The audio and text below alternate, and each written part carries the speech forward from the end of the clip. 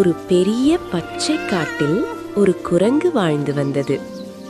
அந்த குரங்கு மிகவும் சுறுசுறுப்பாக இருந்தது.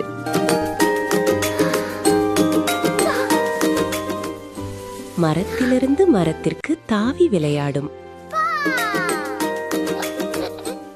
ஆனால் அந்த குரங்கிற்கு ஒரு பெரிய குறை இருந்தது. அது மிகவும் பேராசை கொண்டது. குரங்குக்கு வாழைப்பழம் என்றால் மிகவும் பிடிக்கும். ஒரு வாழைப்பழம் கிடைத்தாலும் அதற்கு திருப்தி இல்லை. ஒரு நாள் குரங்கு காட்டில் சுற்றி வந்தது. அப்போது பெரிய பழங்கள் நிறைந்த வாழை மரத்தை கண்டது. அதில் நிறைய மஞ்சள் வாழைப்பழங்கள் இருந்தன. அதை பார்த்ததும் குரங்கிற்கு மிகுந்த மகிழ்ச்சி. அது உடனே ஒரு வாழைப்பழத்தை எடுத்தது.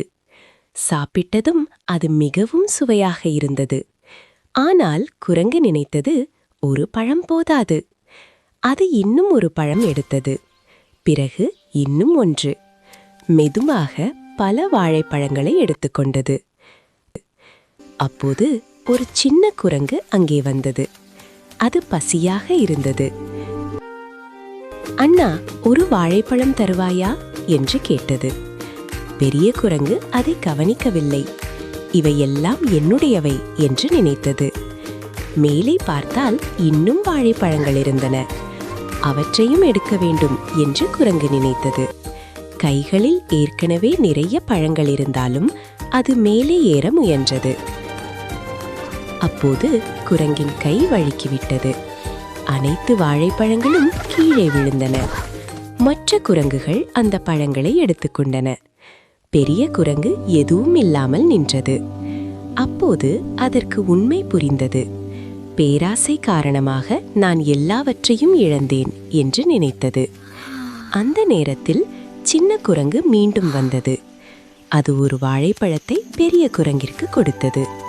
அதை பார்த்ததும் பெரிய குரங்கின் மனம் மாறியது. அன்று முதல் அது பேராசையாக இருக்கவில்லை. பிறருடன் பகிர்ந்து கொள்ள கற்றுக்கொண்டது. அதனால் அனைவரும் சந்தோஷமாக வாழ்ந்தார்கள். நல்லொழுக்கம். பேராசை நம்மை இழக்கச் செய்யும். பகிர்ந்து கொள்வது மகிழ்ச்சி தரும்.